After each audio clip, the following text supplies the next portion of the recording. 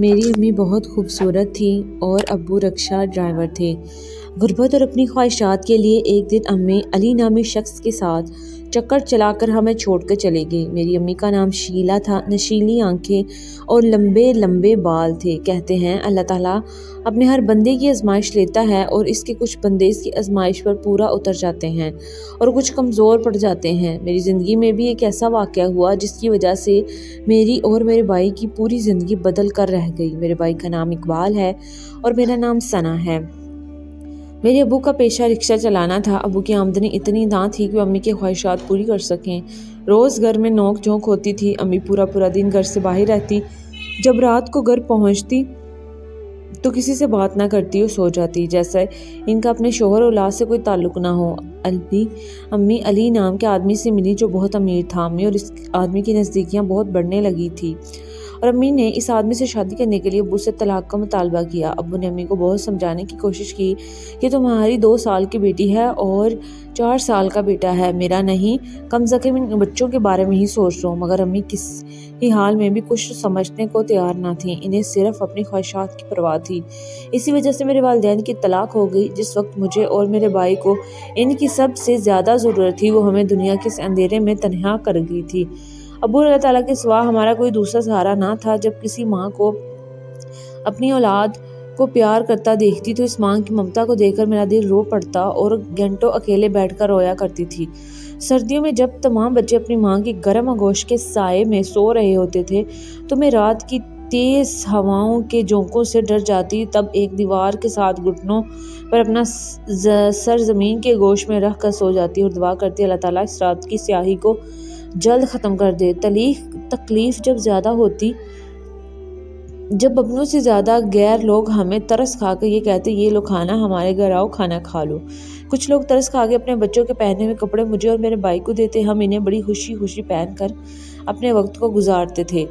لوگ کہتے ہیں کہ میری آنکھیں میں بہت درد ہے۔ اس درد کے سائے میں نے جینا سیکھ لیا تھا۔ مجھے اپنی ماں سے نفرت ہو چکی تھی۔ اس نے کبھی یہ جاننے کی بھی کوشش نہ کی تھی کہ اس کی اولاد کس حال میں ہے، کبھی ملنے نہیں آتی تھی۔ وہ عورت ماں کہلانے کے بالکل لائق نہ تھی۔ اپنی ماں سے دھوکہ کھانے کے بعد اب مجھے کسی رشتے پر اعتبار نہ تھا۔ میرے ابو نے ہمیں پال پوس کر بڑا کیا اور ہمارے لیے محنت کرتے تاکہ 2 وقت کی روٹی میسر ہو سکے۔ میں اور میرے بھائی پریشانیوں کے باعث تعلیم حاصل نہ کر پائے تھے۔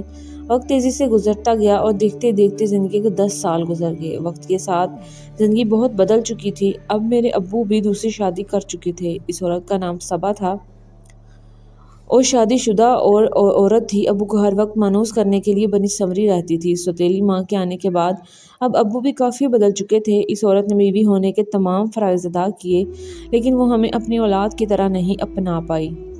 میرا ملنا جلنا خاندان سے بھی ختم کروا دیا۔ میں پورا دن اکیلے کمرے میں گزارتی تھی۔ اس عورت کا رویہ ہم دونوں بہن بھائیوں سے بالکل اچھا نہ تھا۔ مجھ سے پورے گھر کا کام کرواتی، کھانا پکواتی اور بھائی کو بھی نوکری پر لگوا دیا، جہاں غلط صحبت ملنے کی وجہ سے سگریٹ پینے کا عادی بن چکا تھا اور آہستہ آہستہ اس نے سارے نشے کرنا شروع کر دیے۔ اس عورت نے مجھے تعلیم تک حاصل نہ کرنے دی اور نہ ہی مجھے اچھے اور برے کی تمیز سمجھائی۔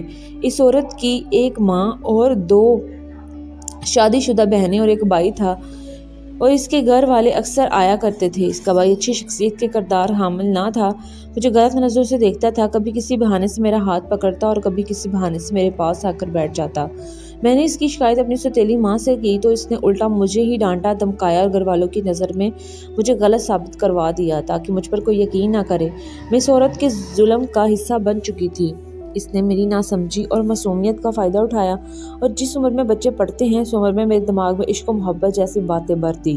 اپنے ذاتی مفاد کی خاطر میرا رشتہ اپنی خالہ کے بیٹے سے کر دیا۔ رشتے کے وقت میں 12 سال کی تھی اور 1 سال گزرنے کے بعد آپس کے اختلافات کی وجہ سے رشتہ میری سوتیلی ماں نے ختم کر دیا۔ سوتیلی ماں مجھ سے کسی طرح بھی جان چھڑانا چاہتی تھی۔ میرا رشتہ رحمان نامی 26 سالہ لڑکے سے کر دیا گیا۔ اس کی عمر 26 سال، گندمی رنگ تھا، غریب طبقے سے تعلق رکھتا تھا اور رکشہ چلاتا تھا۔ رشتے کے وقت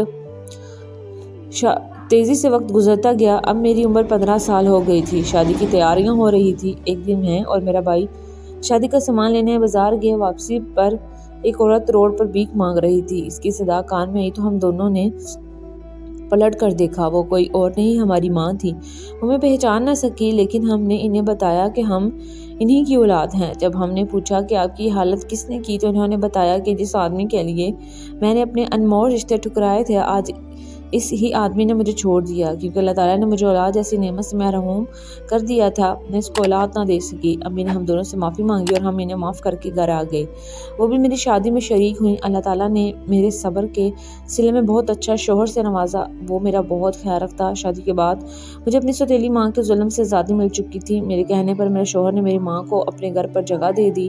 میں نے انہیں کبھی بھی اس بات کا احساس تک نہ ہونے دیا کہ ہمیں ماں کا پیار نہ دے سکی، ان کی بہت خدمت کی۔ میں اللہ تعالیٰ کا بہت شکر ادا کرتی ہوں کہ مجھے اپنی زندگی میں سکون، محبت اور سب کچھ حاصل ہے جس کی مجھے چاہت تھی۔